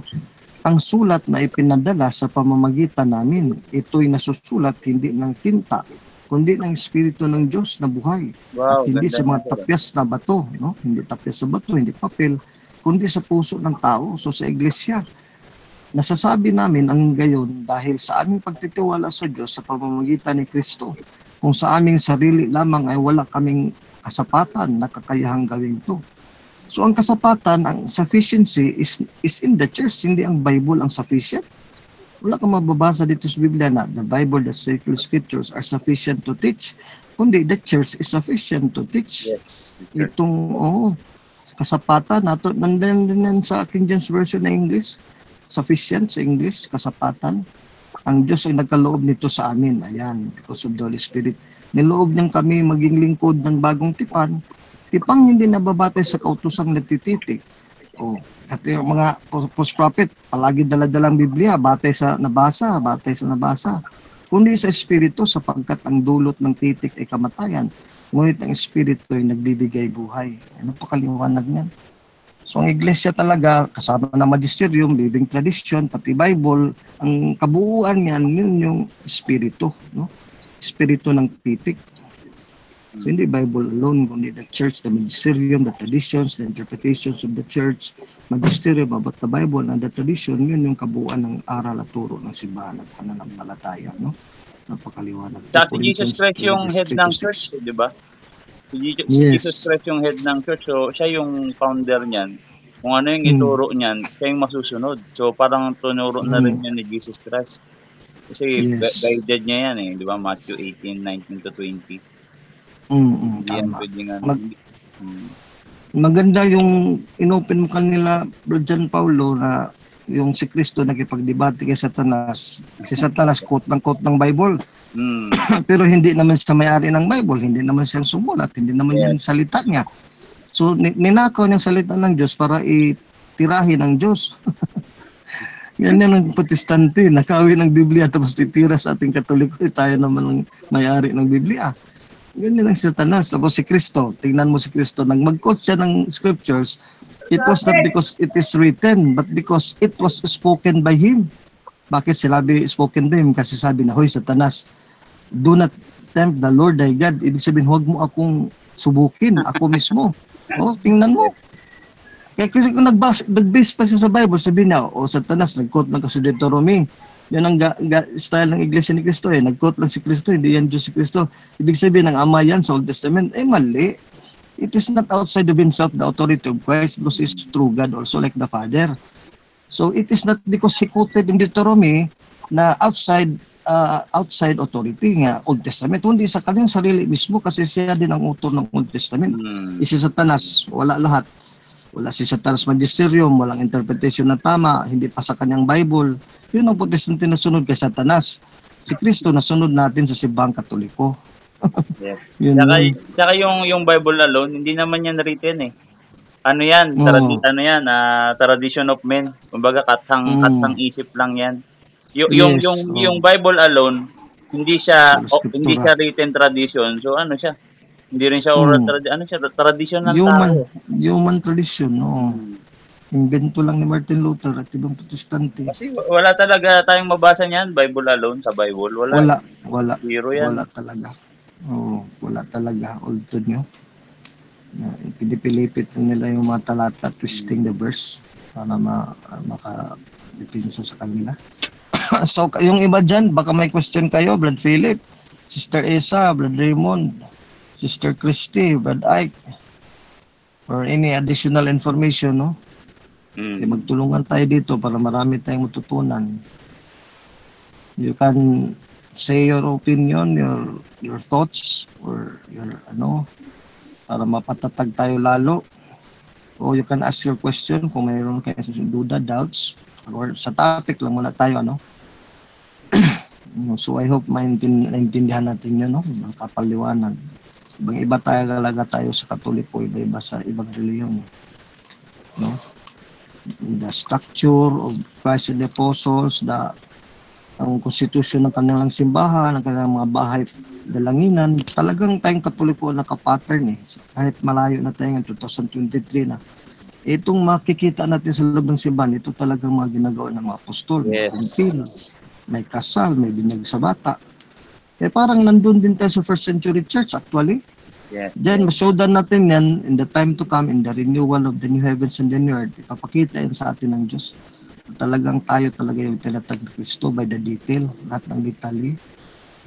Connected nga tayo sa church sa langit, sir, di ba? Pagka nasa loob tayo ng church. Tama. Okay, we are communion with the church in heaven, the church in purgatory, the suffering church, the church triumphant in heaven, and we are the church militant on earth. We are one church, kaya nga magkadugtong yung ulo na nandoon sa langit si Kristo, mga santo, mga anghel, at sa atin dito sa lupa at sa taga-purgatorio. Sila wala, kawawa. Saksi ni Jehovah sa Badisa, pag mamatay ka hanggang libingan ka na lang until resurrection day. Kawawa ka naman, natutulog ka doon sa libingan until resurrection day. Soul sleep. Dapat ngayon pagkatapos ng trabaho, sweldo ka agad. Pagkamatay natin, tapos ng trabaho natin, sweldohan na kaagad doon. Hebrews 9:27 ba yan? Oo, Hebrews 9:27. Kung masama ginawa mo, impyerno ka kaagad after you die. Tapos kung mabait ka naman, bigyan ka naman ng langit, ng Diyos. Yan lang dyan sa Biblia. Puro Katoliko yan. Nangupya lang yung mga iba dyan, mga Protestante. Pagdating sa langit, puro Katoliko. Oo. Hanapin nila lahat ng tama sa Protestante, kinopya sa Katoliko. Tapos, mga mali nila, mga imbento. Wala sa Katoliko yung mga mali nila. Tapos baliligtad pa, tayo daw wala sa Biblia. Lahat ng aral ng Katoliko, ng doktrina ng Katoliko, wala sa Biblia, sila pala yun. Wala Wala. Paano natin napatunayan sa mga debate? Di ba, Brad John Paulo? Sa debate, dyan masyuda na sila talaga ang wala sa Biblia. Wala Labanan namin, Bible lang. Payag nga namin sa Lalbin, Bible sa Bible lang. Walang Bible lang. Paliwanagan. Babasa lang, no? Wala man walang mabasa. ibang references. Hirap naman sila sa atin. Takot lang nga sila. Kaya nasubukan na nilang aral natin na talagang nandyan sa Biblia. Kaya nga, ang dala ni Brad John Paulo, letra, because dito tayo nakadepende dito din sa letra kasi atin tong letra ng Biblia. We own this letter of the Bible, hindi ito sa Protestante. Kaya lahat ng aral natin mapatunayan dito sa Biblia kasi atin to. Hindi naman to sa kanila. Sige, sa kanila hindi mapatunayan kasi hindi naman lang Biblia sa kanila. Ang mga letra dito hindi naukol sa kanila. Tinitwist nila, binabaluktot. Sa atin talagang Wala nga. Oo nga sila, Lalbin, na-realize ko. Puro sila, wala sa Bible natin. Pero ang tagal kong naipag-debate sa kanila. Wala naman sila Oo. sang mabasa talaga ng matibay. Puro Wala, tayo wala. yung basa ng basa lang eh. Oo. Sa atin, ang letra po letra mabasa sa Biblia, yun talaga ang sinampalataya natin. Sa kanila, yung interpretation nila, hindi yung letra na kasulat. Babasa ng talata, i-interpret. Yung interpretation nila na wala sa talata, ang layo sa talata, yun ang ituro na doktrina. Sa atin, yun talagang letra, yun talagang doktrina natin.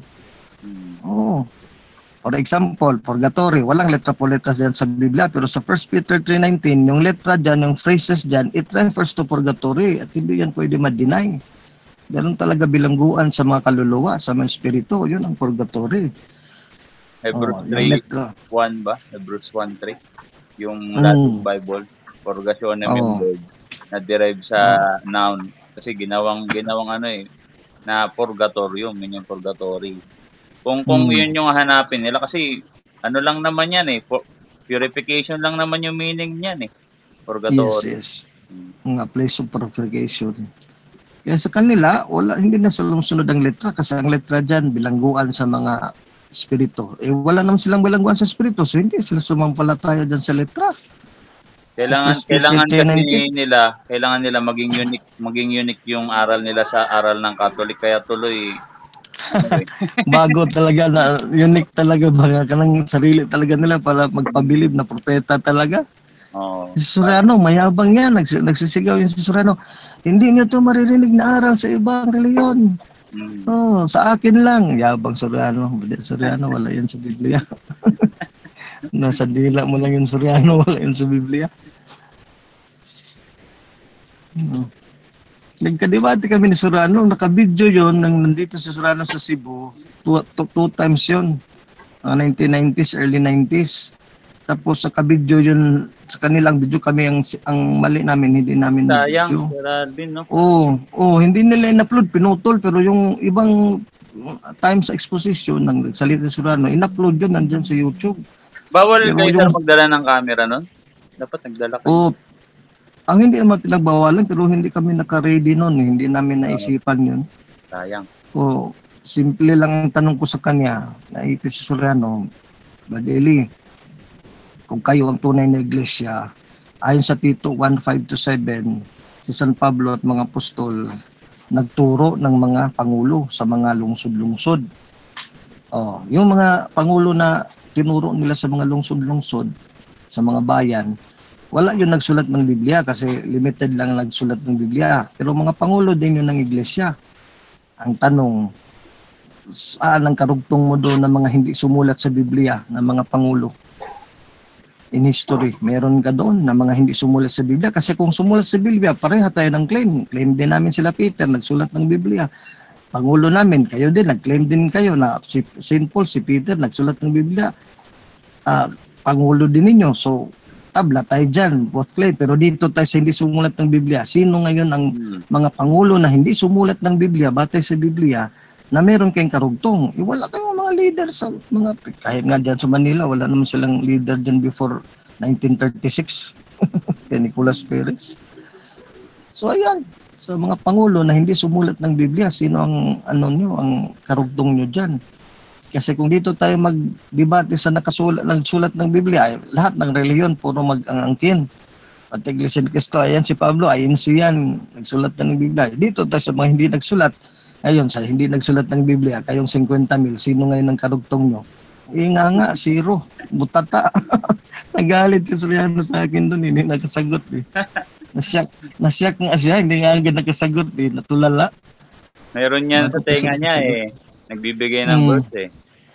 Oo, meron sa mga aides, mga tumutulong sa kanya. Sige kayo, magsalita din kayo dyan, Brad Philip, baka natulog na kayo dyan, Brad Raymond, Brad Ike. Ito si Sister Esa, Sister Christy. Iba. Kyle. Sasalita nito si Brad Kyle. Brad Ike, baka may gusto kang i-share dyan. Makinig yung narinig ko sa tanong kanina kay Brad Kyle. Di ba si Brad Kyle ay nasa convert ba siya galing sa Iglesia ni Cristo? Yata yun. Yung Brad Kyle, sigurado, baka. Brad Kyle. Confirm ba Brad Kyle? Oo bro, oo. Basta Ah, kumikinig Kasi ka lang, bro. yun, maganda yung tanong na yon kasi at maganda din pagkasagot ni Brother Alvin kasi natural nandito ako sa Roma, no. Ang translation sa Latin Vulgata, importante yon.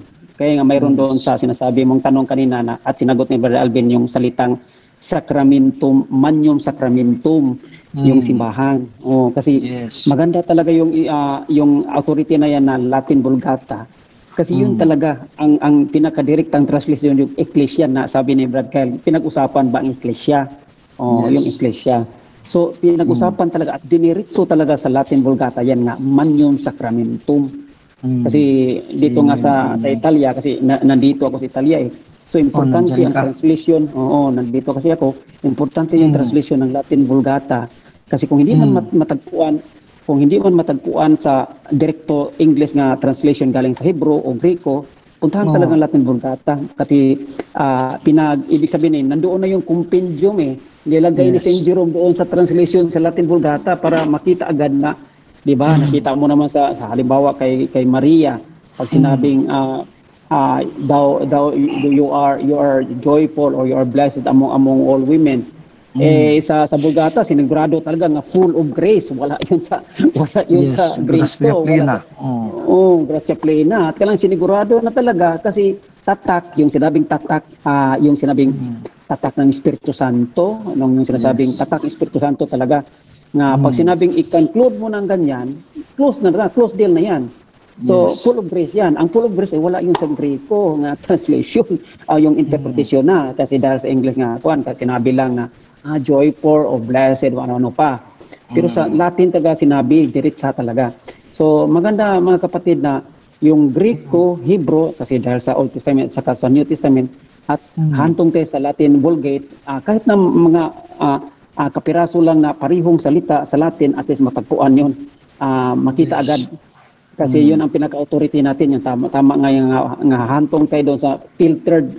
Pag filtered natin sa Hebrew, Greko, filtered niya hanggang sa Latin. Huwag natin kalimutan ng Latin kasi nandun na napifiltered na yan sa mga santo yung early fathers na gumawa ng mga Biblia na yan. Yes. So, dahil kay Saint Jerome at saka si Pope Damaso. Si Pope Damaso, andito lang, walking distance ko lang dito, 5 minutes yung bahay. 5 minutes tapos ako 10 minutes naman away from the Vatican. Nilalakad ko lang. Araw-araw ko yan kasi nandun, madaanan ko siyang part-time trabaho ko.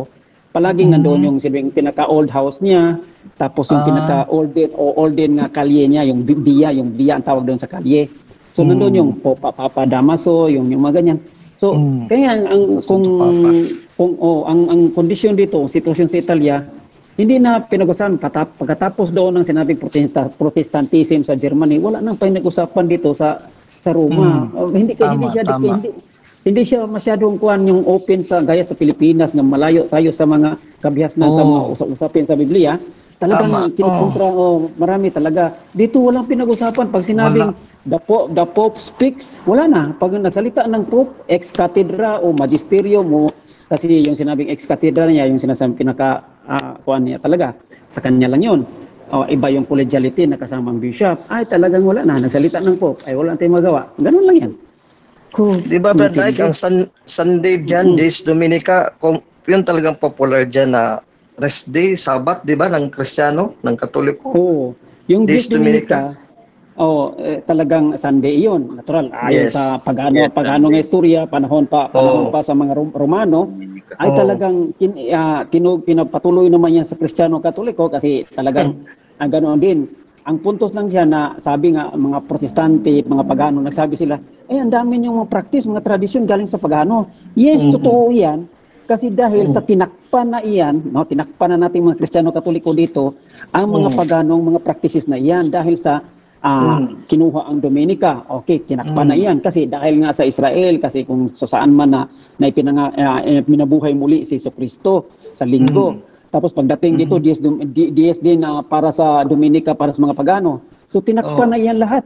Ginagamit ang the same day, tapos tinakpan na iyan lahat. Kaya nga, kung makita mo dito sa lahat ng karamihan sa mga old na simbahan, basilika, Nandoon yung pinaka-antique altar ng mga pagano sa ilalim ng underground, no? Ilalim kasi nasa na-take level na over kasi. na ng Katoliko.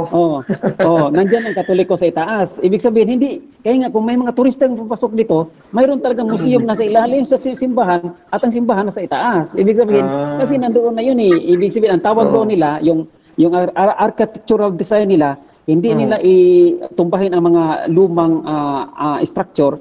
Kaya patung-patungan na lang nila kasi papatungan na lang nila kasi sabi nga nila once the Christianity wins over na kasi nakapanalo na kasi dahil sa conversion ni Constantine, yung nakapanalo na siya, talagang lahat ng mga significance dito, yung crosses, pyramid, bawat pyramid ng mga makita mo mga dito sa Roma, puro na sa itaas. Ang cross, ibig sabihin nakapanalo na, nasa itaas na yung cross. Yeah.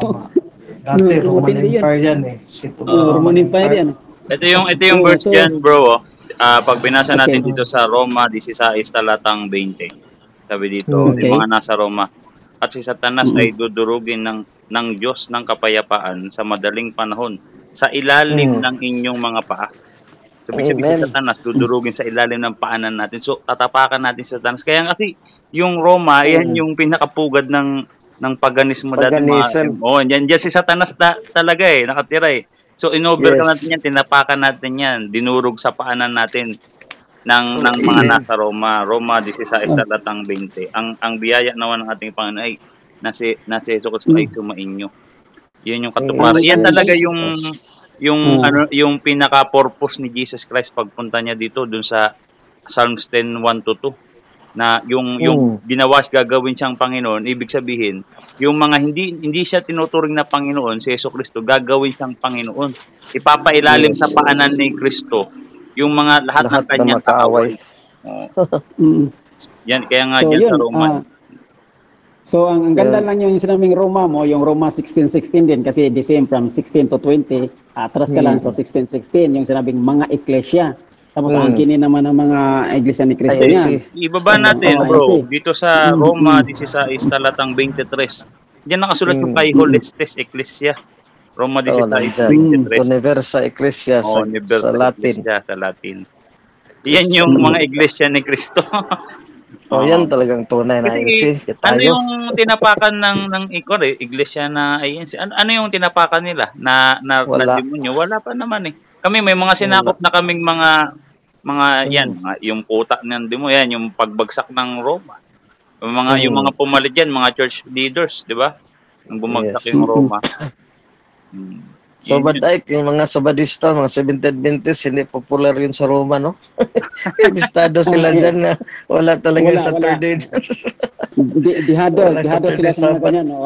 Wala sila, dihado sila. Wala lang. Wala din sa Greece. Rome at Greece, ganoon din Italian Greece, hindi sila popular. Kaya yung minsan yung Iglesia ni Cristo kasi nagbahay-bahay din sila dito tapos imbitahin ka papunta sa kanilang aral daw yung sinasabing yung sa bahay-bahay nila kasi house to house nila. Sabi nila pumunta ka bro. Na-attend nga ako isang bisis. Tapos nag-observe ako. Ngayon, isang bisis nag-attend ako kasi may pansit, may kainan pagkatapos yung mga ganyan. Meron prepare na pagkain. Ngayon, ang kuwan natin, nagtanong ako, sinabihan pa naman ako kasi nasa dulo, invitar ka lang, invite ka lang, hindi ka pwedeng magtanong. Hindi pala pwede. Sunuran ka lang pala. Hindi pala pwede mag-object. Hindi na mag-object.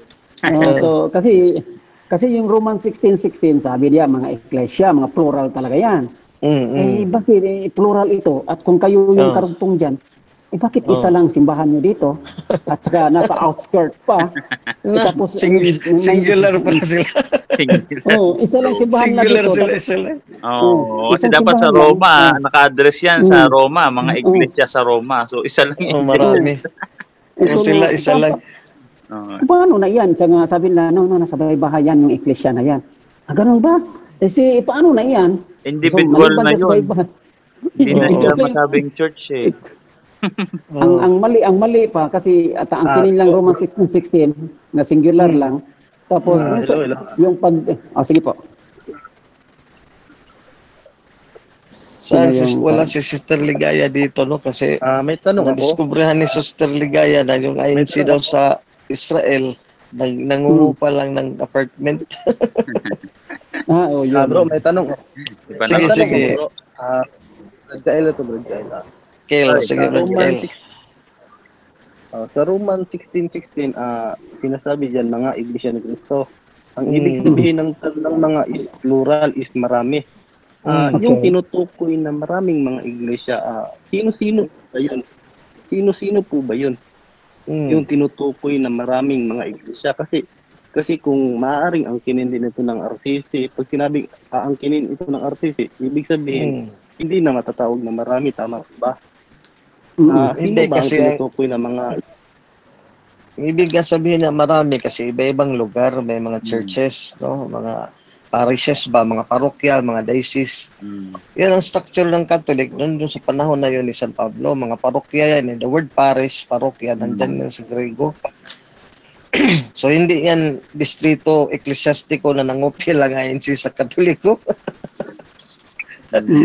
Nagkabigla ngayon si may distrito eklesiastiko. Nangupya kayo sa Katoliko. Dati sa Catholic word.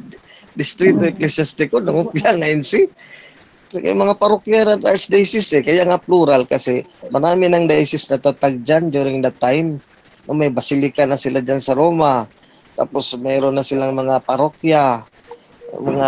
Kaya marami mga lugar-lugar dyan sa Italia Lumaganap na dyan ang Katoliko. So, yung sinasabing maraming mga iglesia ni Cristo na nagbabatian ng banal na halik, kabilang din ba yung mga iglesia dyan sa Juan 16 na hindi pa tinawag? Hindi, yung Juan 16 is referring to the future na mga mag-aanib tulad natin. Prophesied pa tayo dito sa Pilipinas in 1521. Kasama tayo dyan sa John 10:16. Pero yung sa Roma, yun ang na-convert na yun ng mga apostol. Ang tanong ngayon, I insist, sino na-convert nila doon sa panahon ng mga apostol na nagtuturo sa Roma, hindi Diyos si Cristo, tao lang. Si Felix Manalo, anghel. Walang taga-Roma na Kristiyano na nagtuturo si Felix Manalo, anghel, na may darating na anghel in 1914. Bagong turo. Bagong turo. Pag tinuro mo yan sa panahon ng Roma 16:16, pagtatawanan ka na mga Kristiyano doon. Pagtatawanan ka doon. Kasi naka-address talaga yan sa time ng mga apostol. Kasi babasahin nila yan address yan sa kanila Yes, Ibig sabihin may tao na doon. So, alam naman natin yung 1914, alam naman natin na future pa yan sila. So, wala silang dinalaman dyan. Wala talaga. No connection. Sabi mo kanina, yung Juan 16 is yun yung mga tinawag doon sa future, di ba? Future. Yun ba yun? Future. So, sino po ba yun? When we say future, hindi agad dito sa 20th century, no? Ang future time ng mga apostle, Progressive. halimbawa, progressive, halimbawa si St. Paul, doon siya sa 1st century. So, ipipreach niya doon sa mga pagano, i-convert niya yun. So, kasama yun sa John 10:16, ang pagano na ipipreach pa niya. Hanggang sa lahat ng century, hanggang sa katapusan ng mundo. Yan yung sa John 10:16, hindi yung nakalimita lang sa 1914 mo kumpisa. Wala, lahat ng panahon. Merong membro na John 10:16 na sasapi. Kasi mga pagano sa Inglaterra, pagano pa. Sa Germany, pagano pa. So, i-convert yun lahat. Yun ang Katoliko. Yes. Pangkalahatan, lahat ng bansa. Katoliko yun, hindi yun ayun sila mag-umpisa sa Pilipinas. Kung sa 1914, paano yung mga nasa 1913 pababa? Kawawa naman sila, no? Wala pala kaligtasan. palang existed na church on that time. Wala pang sugo Wala pang anghel na sugo Yun yung isipin mo, bro. 'Di ba 1914? Tinatawag si Felix Manalo. Yung nasa 1913 pababa, paano na sila? Paano na yun? Walang sugong anghel. Pwede ibig sabihin, walang kawawa. kaligtasan. Wala kaligtasan. Tama naman, bro. Pero dati may yung mga iglesia diyan ngayon, yung itinanong yan, ngayon may aral na sila patungkol dun sa 1930. Oo. Si kabintilasyon na siguro 'yan. Ngayon, pero iwan ko lang kung hindi ko naman yun natapos. Iwan ko lang kung tama. Ginawa na nila ng aral para makadugtong. Naka-debate na ni Bro Alvin yan Si gumawa ng palusot. No. Ka-ventilasyon, oh. Oo. Wala naman Yun na yung tanong ko, bro. Yung iba So, dyan. ito yung sige. another pang informasyon dito sa Roma nga nagkaisa yung ibig sabihin isa lang yung na-build up nila nga malaking simbahan dito. Isa Maganda naman. So nasa 1960 ngayon lang 1996 lang. Ang nagkakaroon sila ng sinasabing nilang permit ng kanilang religion dito. 1996. Tapos sa 1996 na yan, bago lang. So, ibig sabihin, bago dyan, ibig sabihin yung nagbaybahay pa sila, nag-uupa sila ng mga bahay-bahay, yung mga ganyan. Pero ngayon, nga natayo niya since 1996, bago lang. So, ngayon, ang pangit lang doon, ito yung tandaan natin, hindi ko alam kung ma-retrieve ba ninyo, mayroong isang pasugo yung journal, yung journal na official ng Iglesia ni Cristo sa Pilipinas, kasi may nabasa ko dito nag-circulate din kasi mayroon na sila dito. Yung 1996, 10 years later, mayroon silang anniversary, nandoon, pumunta na dito ang pinakakapo, yung head nila nga si Felix Manalo, kung sinong Felix Manalo na yun, sa 2000, yung 10 years later.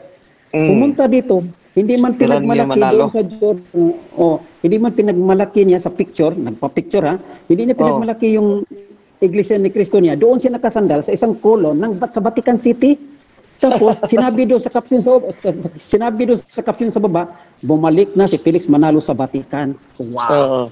Matindi. Titingnan niyo yan. Kung paano na yan? Hindi ba pinagmalaki nila nga nasa outskirt, nasa labas ng Antiquity. Tapos pumunta pa, nakasandal sa pader ng Vatican, isang kolon. Tapos sinabi pa sa caption na bumalik na si Felix Manalo. Nagpa-picture. Ito ay turista. Sinabi ko rin, turista lang yan. Turista. Hindi naman nakipag-anib pag-auli nakapag-anib yan ni Pope agad. Hindi naman turista naman. Kung ano ba yan? So, nililingyan naman nila dahil sa caption na yun, yung pinaka-cover page na yun, yung sa journal na yun. Wow. Kawawa tayo mga Pilipinas, mga ganyan, parang ganun. Tama. So, yun ang informasyon dyan. So, kung sino ang naglalakad dito ng Iglesia ni Cristo, sinabihan ko na talaga bago kayo magbuklad ng Biblia, huwag na lang kayo munang buklad ng Biblia, maglakad-lakad muna tayo sa Vatican. Kasi for excuse kasi wala akong memorize ng Bible at saka text. Pupunta na lang tayo muna sa Vatican, lakad-lakad muna tayo. Tingnan natin kung sinong nauna sa atin o sinong simbahan dito. Wala na. Hindi na sila magkabukad. Hindi na magkabukas ng Biblia. Wala talaga. Kasi angkin ko. Sinabihan ko sila, angkinin lang ninyo yung kuwan sa inyo yan, pero hindi pala kasi layo natin. Wala talaga. So, yan ang buhay. Yun ang buhay. Buhay connection, buhay kasaysayan. Sa Biblia, yun ang sinasabi. Pag yan ang maganda sa exegesis, yung pag-aral sa Biblia, na pag sinabi nating teksto sa Biblia, Hebrew, Greek, o Latin man yan, kailangan may context. So, may context. Yes. Kasi kung walang context, walang kasaysayan, ay talagang lahat aangkinin na lang ninyo iyan. Pag wala, gano'n na lang yan. Kayo dyan, Brad Philip, anong ma-contribute ka dyan? Baka may gusto kang sabihin, Brad Philip. Teacher to si Brad Philip Raymond. Magandang gabi po. Sir Alvin. May bro? Sir Philip. Kaya yun. I-off muna natin. Pag may nagsalita, i-off muna natin yung audio. Gusto ko muna po sabihin na talaga po tuwan-tuwa po kasi idol ko po kayo. Ano po talaga Salamat. Talaga pong na-starstruck po ko kahit sa boses ko pa lang po. Nung pong, una po kayo nakita nung nilampaso niyo po si Jose Ventilacion. Si Joe Ventilacion. Mahina si Joe. Akala ko po international defender daw po, pero parang hindi po kayo dun pinagpawisan. Wala po sa Ventilacion. Ang Yung hirap. po nila, pinakamagaling daw po nilang debatista, pero Walang binatbat. Opo. Sagad Puro na nila hangin ng at yabang.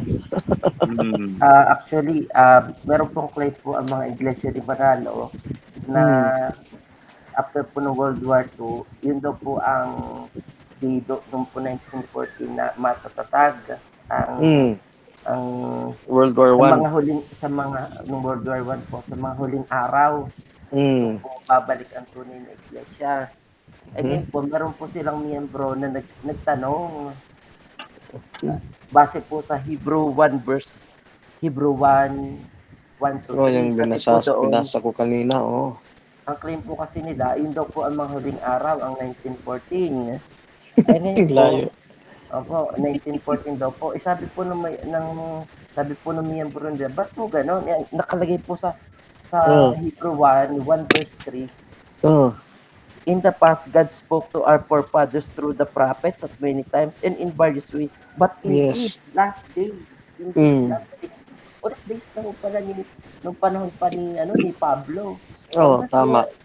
Ba't ho ngayon lang sinasabi ninyo na huling mga araw, last days na wala nung panahon ni Pablo. Never ho nila yung nasagot. Namatay na ho si KRD Manado. Hindi pa rin ho nila nasasagot. Ewan ko lang ho ngayon. Baka ho nakagawa na sila ng kasinungalingan.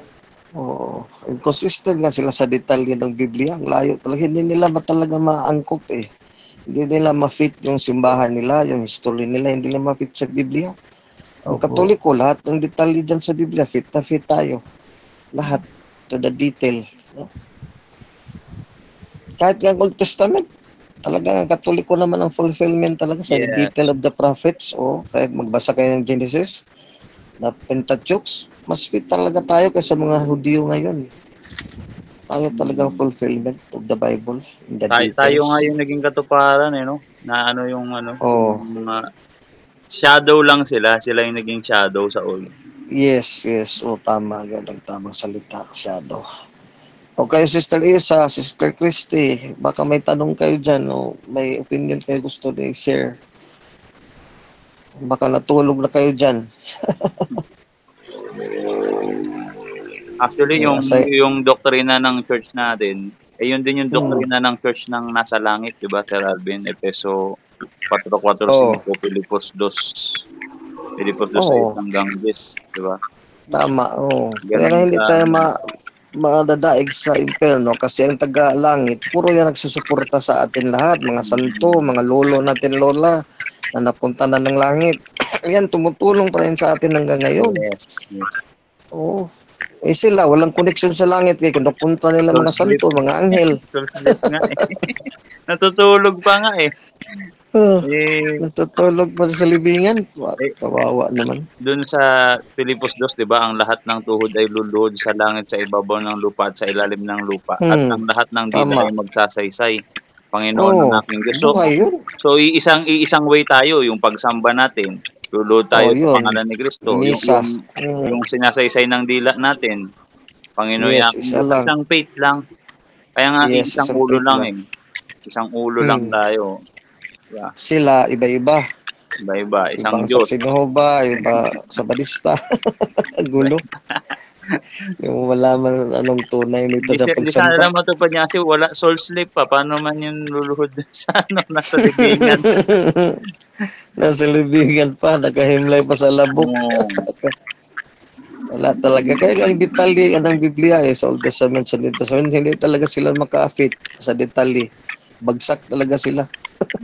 Kaya nga 'di ba dun sa Matthew 16:19 to 20, kung ano ipahintulot dito sa lupa siyang ipapahintulot sa langit.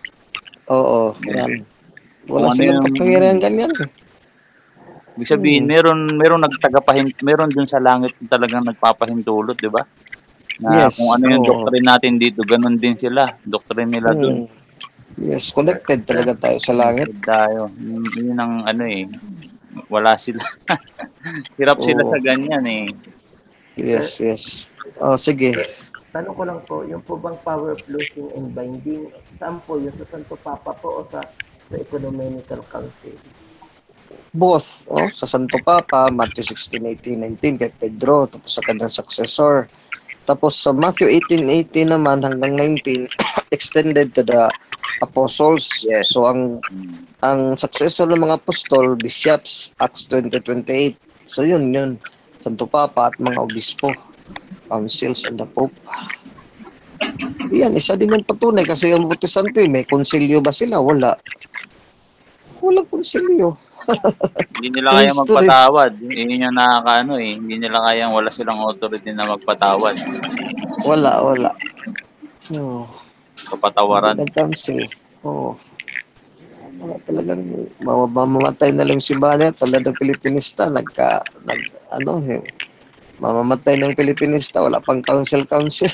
O, tsaka sa Bible, wala naman yung anak ni Pedro, yun yung pumalit kay Pedro, yung anak ni Wala. Paul, yun yung pumalit kay Paul, tapos hanggang sa Wala. Apo. Oo. Kaya nga hindi nag-asawa si Kristo. Hindi siya nag-asawa, tapos hindi siya nanganak. Kasi, siyempre, kung manganak si Kristo, yung anak niya susunod sa kanya. Yes, tama. Yun ang ginagawa na yung Felix Manalo, ni Soriano, mga Parang Daniel Nason na ngayon, pamangkin. pagmana ng negosyo na lang yung dating, no? Oo, tagapagmana talaga ng negosyo. Religious dynasty. Yes, tama. Paano kung wala na tayong tanong, ano na tayo? Closing prayer na tayo kay malalim ng gabi. Next week na naman. Sino mag-closing prayer sa atin?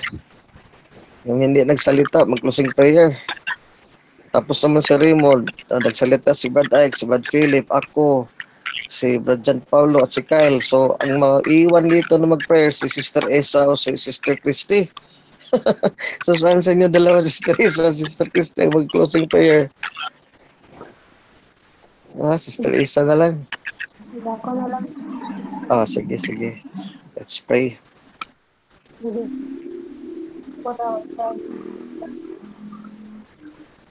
Thank you, Lord, for the successful discussion tonight. Our Father in heaven, hallowed be your name. Your kingdom Come your own, then earth as it is in heaven. Give us this day our daily bread, and forgive us our sins, as we forgive those who sin against us. Let us not us, but deliver us from evil. Amen.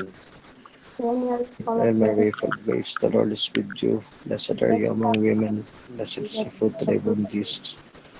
Holy Mary, Mother of God, pray for us sinners now at the hour of our death. Amen. Glory be to the Father, and of the Son, and of the Holy Spirit. As it was in the beginning, so now there shall be a world without end. Amen. And the Father, Son, and the Spirit. Amen. Okay, sige. So, hanggang next week na naman. Kung marami-rami na tayo next week, mag-zoom na tayo, Sister Esa, Brad Raymond. Okay, sige, good night, God bless. Maraming salamat. Sino yung nag-record? Si John Paul? Yes, John Paulo. Basta makasama nyo ako dito, matik din nire-record ko. Ito ang recorder natin. Bali, ibigay mo sa amin yun in the form sa YouTube ba? O saan yan? Actually bro, yung mga na-record ko, hindi ko pa nga kasi ang dami ko pang pending na video. Dami pa, no? Ang dami pa nga, pati yung mga i-upload. For upload. Kasi maganda yan kasi mabilis kasi nagsalita ating speaker hindi na yung lalagyan ko siya ng Bible verses. Sa Bible text, so ang Bible verses kasi mabilis naman hagilapin, hindi namin masulat lahat. So, okay lang yun kasi nandiyan na kayo. Pero maganda yung may video gaya ng YouTube review. Maganda kasi pag may Bible verses, pag pinost mo, babasahin mo yung mga sinasabi niya. Yan na nga. Kaya may corresponding ang sinasabi niya. So, maganda. Ibig sabihin, kasi matagal ako dito sa Roma, nakita ko nga, wow, natural na, nandoon na yung memory sa verses, chapters, and so on. Pero yung contextualization, ayun, kung paano talaga na-apply first na yan dahil sa ating konteksto.